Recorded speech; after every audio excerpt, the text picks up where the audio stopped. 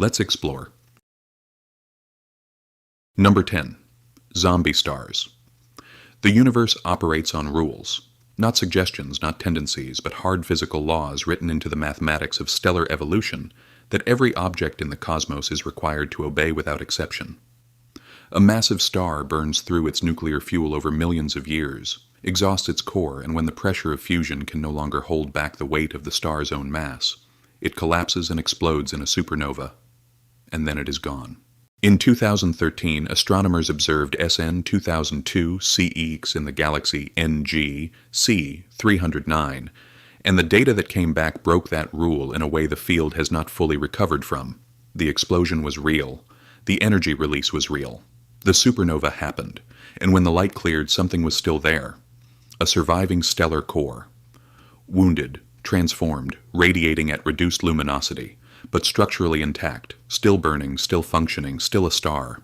The leading explanation is asymmetric explosion dynamics. During the detonation, the blast propagates unevenly, ejecting the bulk of the stellar mass in one direction while leaving a fraction of the core intact. A partial supernova. A star that walked into the most violent event in its life cycle and walked out the other side. These objects are now classified as Type 1ax supernova remnants. But the name astronomers use informally is more accurate: zombie stars. And the detail that should fundamentally disturb you is the prevalence. Current estimates suggest that up to 30% of all events we classify as Type 1 a supernovae may actually be partial explosions that produce surviving remnants. Type 1 supernovae are the standard candles we use to measure cosmic distances.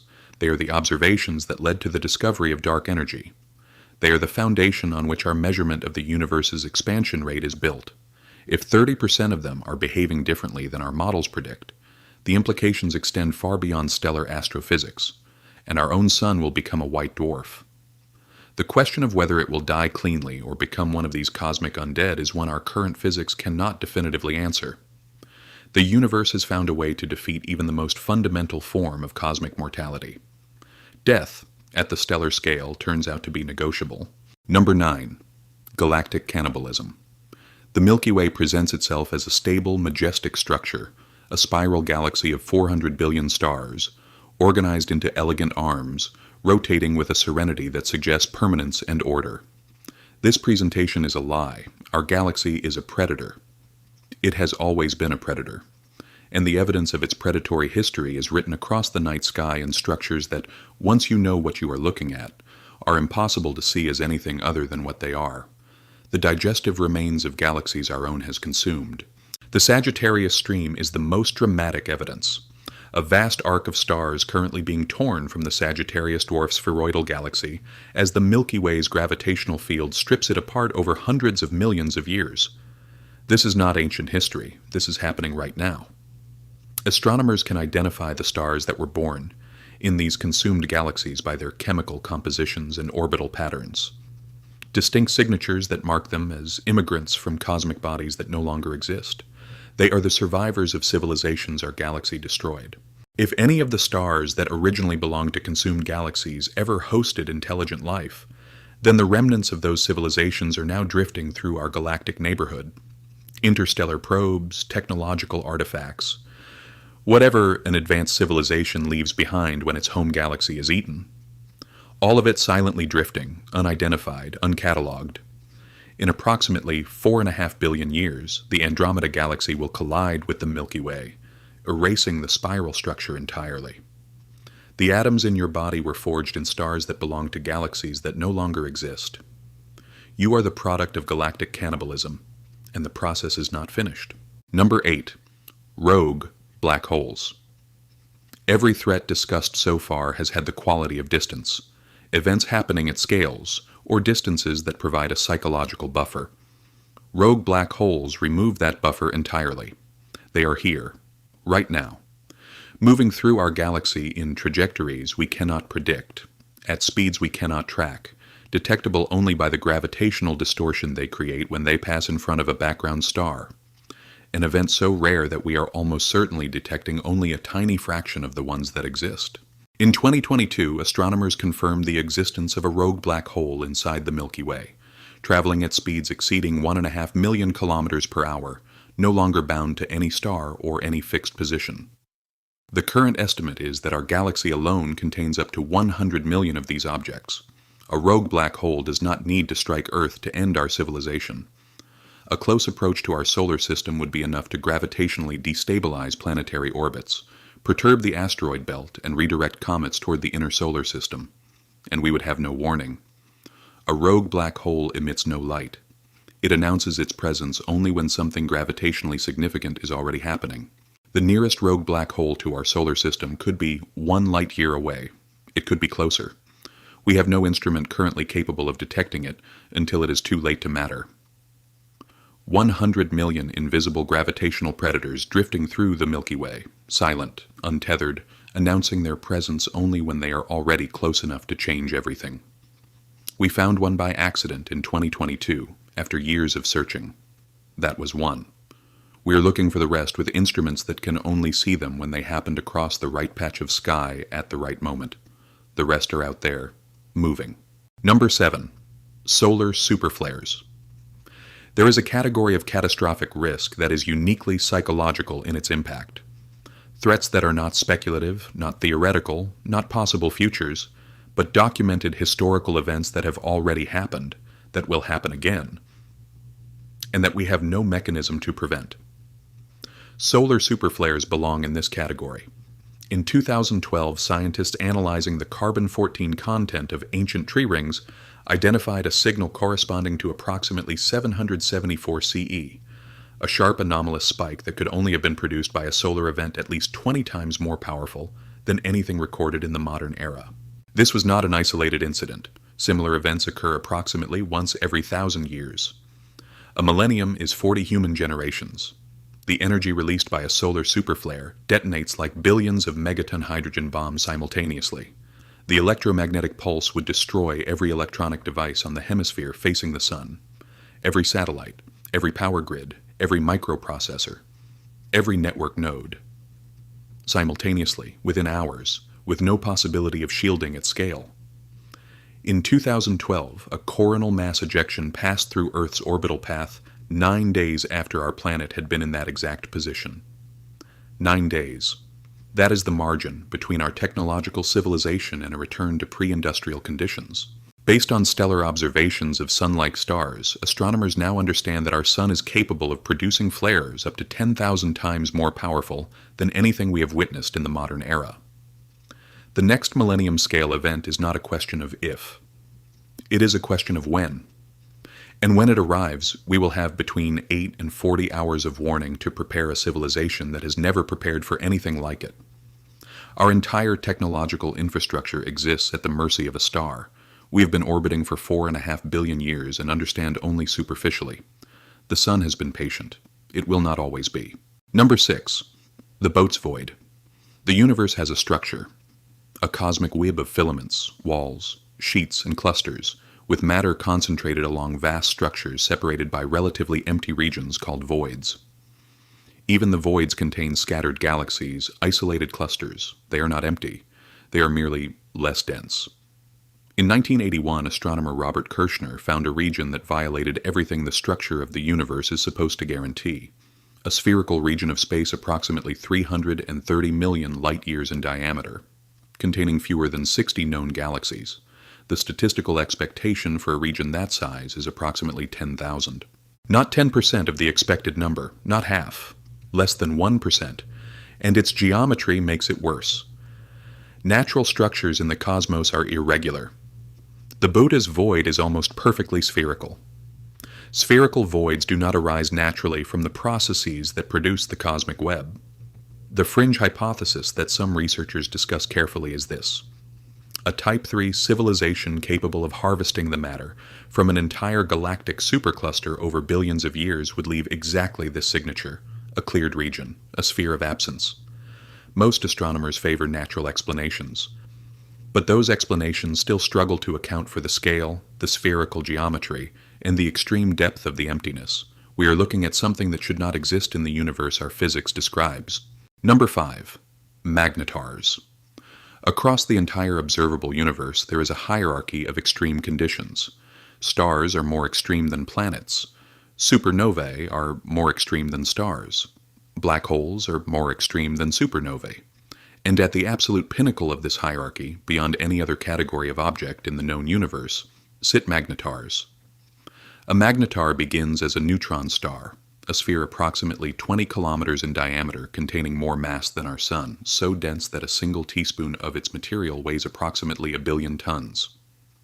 A magnetar is a neutron star whose magnetic field has reached approximately 1 quadrillion times the strength of Earth's magnetic field. At that field strength, the quantum structure of the vacuum itself is affected. The electrons in ordinary matter cannot maintain their ground state orbital configurations. Your body, in the magnetic field of a magnetar at close range, would dissolve, not be burned, not be crushed, but dissolve atom by atom as the electromagnetic force that holds matter together is overwhelmed. On December 27, 2004, a magnetar located 50,000 light-years away released a burst of energy in 1/10 of a second that exceeded our Sun's total output across the preceding 100,000 years. This event measurably compressed Earth's ionosphere. Had it occurred within 10 light-years of Earth, it would have triggered a mass extinction event. Approximately 30 magnetars have been identified in the Milky Way. The estimate of how many remain undetected is significantly higher. Their eruptions are unpredictable. Their positions are distributed throughout the galactic disk, and the nearest one we currently know about is approximately 9 light-years from our solar system.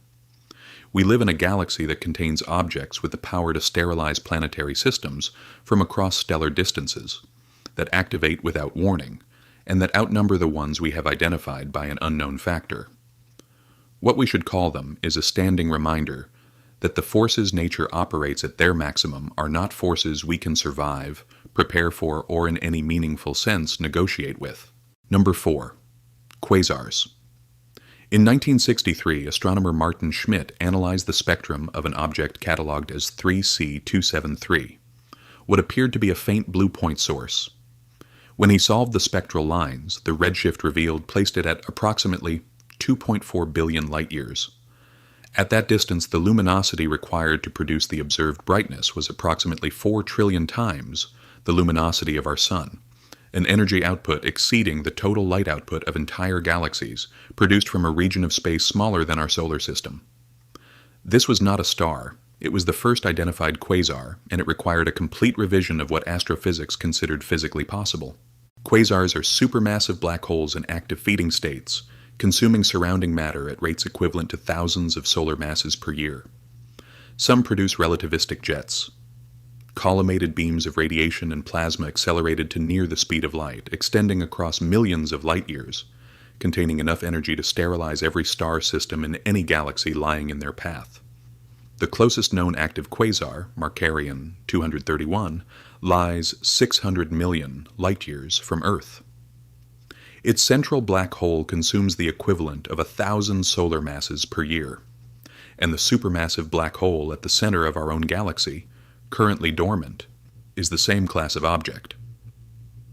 It stays quiet because it lacks fuel. The question of what happens when it finds fuel is not theoretical. It has happened before. It will happen again. Number 3. Gamma-ray bursts. In the late 1960s, U.S. military satellites deployed to monitor for clandestine nuclear weapons tests began detecting bursts of gamma radiation from deep space. These events, gamma-ray bursts, are the most energetic explosions in the universe since the Big Bang. A typical long-duration burst releases in approximately 10 to 30 seconds more energy than our Sun will produce across its entire 10 billion year lifespan. The burst is produced in 2 relativistic jets, beams propagating outward from the explosion site across billions of light-years. If one of these jets intersects an inhabited planet, the effects are not gradual, they are not survivable. The intense gamma radiation from a burst within 3,000 light-years of Earth, aimed at our planet, would destroy the ozone layer completely within seconds. The ultraviolet radiation from our own Sun would then sterilize the surface. Some paleontologists have proposed that the Ordovician-Silurian extinction event, which killed approximately 85% of all marine species 440 million years ago, was caused by exactly this mechanism. In 2022, GRB 221009A, the brightest of all time, originated 2.4 billion light-years away, yet still disrupted Earth's ionosphere. Had it occurred within our galaxy, it would have ended the biosphere. The universe produces one detectable gamma-ray burst per day. Their distribution appears random. Narrow beam angles mean most never intersect inhabited worlds. But narrow is not zero. Number 2. The Great Attractor. Our galaxy is moving, not just with the expansion of the universe, but with an additional velocity component pointing toward a specific region of space approximately 150 million light-years away. This motion is shared by hundreds of thousands of galaxies across a region spanning hundreds of millions of light-years. They are all moving in the same direction. They are all accelerating toward the same point. The mass concentration required to produce this gravitational influence is equivalent to tens of thousands of Milky Way galaxies concentrated into a single structure. This is the Great Attractor, and we cannot see it. The Great Attractor lies in the zone of avoidance, a region obscured from optical observation by the dust and gas of the Milky Way's own disk. Our galaxy is obscuring from us the view of the thing that is pulling us. Infrared and radio observations have identified several massive galaxy clusters in the relevant region, but these known structures do not fully account for the gravitational pull we are experiencing. Something additional is there, behind the dust. We are moving toward it at 14 million miles per hour, fast enough to travel from Earth to the Moon in just over a minute. We have been moving toward it for as long as we have existed as a galaxy, and we still do not know what it is. Number 1. The Dark Flow. In 2008, astrophysicist Alexander Kashlinsky and his team published a discovery that the cosmological community has been arguing about ever since. Not because the observation is obviously wrong, but because if it is right, it requires a revision of the most fundamental framework in modern cosmology. They studied the peculiar velocities of hundreds of galaxy clusters across a region spanning billions of light-years, and they found something the standard model of cosmology explicitly predicts cannot exist. All of these clusters, distributed across vast distances, spread across an enormous volume of observable space, were moving in the same direction. Not because of any structure within the observable universe large enough to account for the pull. They were being dragged by something outside the cosmic horizon, something beyond the boundary of the observable universe, in the region of space from which no signal has ever reached us, and from which, in principle, no signal can ever reach us. This is the dark flow. And the cosmological principle, the foundational assumption that on the largest scales the universe has no preferred direction, explicitly forbids it.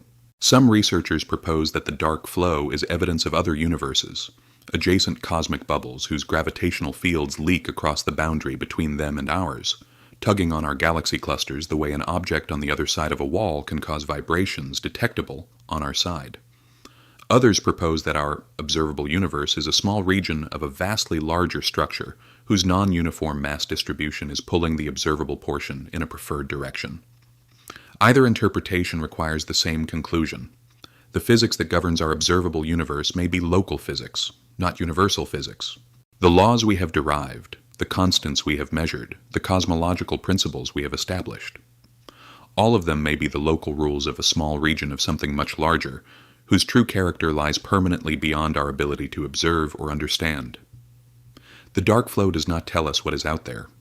It tells us that something is. Something outside everything we can see.